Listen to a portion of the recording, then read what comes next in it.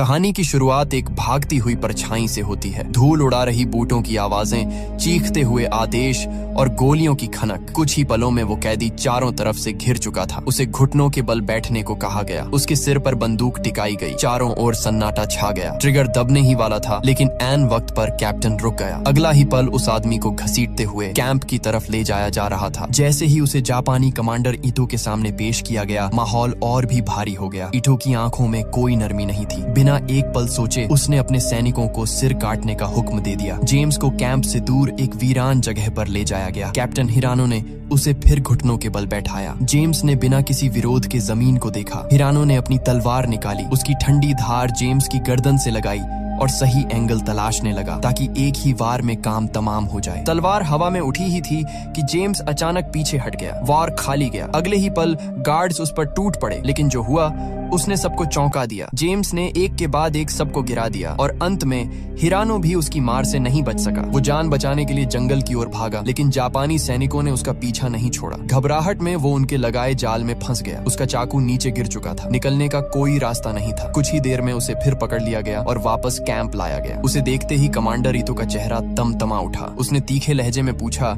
कि ये अब तक जिंदा कैसे है। जब उसे बताया गया कि जेम्स ने भागने की कोशिश की थी और जाल में फंस गया, तब ईटो को असली सच पता चला। जेम्स ने उसके कई सैनिकों को और कैप्टन हिरानो को मार डाला था। ये सुनते ही ईटो का गुस्सा फूट पड़ा। वो खुद आगे आया। जेम्स की वर्दी से बैज नोचते हुए बोला कि हिरानो उसके भाई जैसा था और उसे मारकर जेम्स ने अपनी जिंदगी की सबसे बड़ी गलती कर दी है। उसने ठंडी मुस्कान के साथ कहा कि आज अपनी जीत का जश्न मना लो, क्योंकि कल तुम्हें ऐसी मौत मिलेगी जिसे तुम भूल नहीं पाओगे। जेम्स को ले जाया गया तो एक कैप्टन ने कहा कि चाहे तो वो अभी उसे मार सकता है, लेकिन ईटो समझ चुका था कि ये आदमी मौत से नहीं डरता। उसे कुछ ऐसा करना था जो बाकी कैदियों की रूह तक को हिला दे।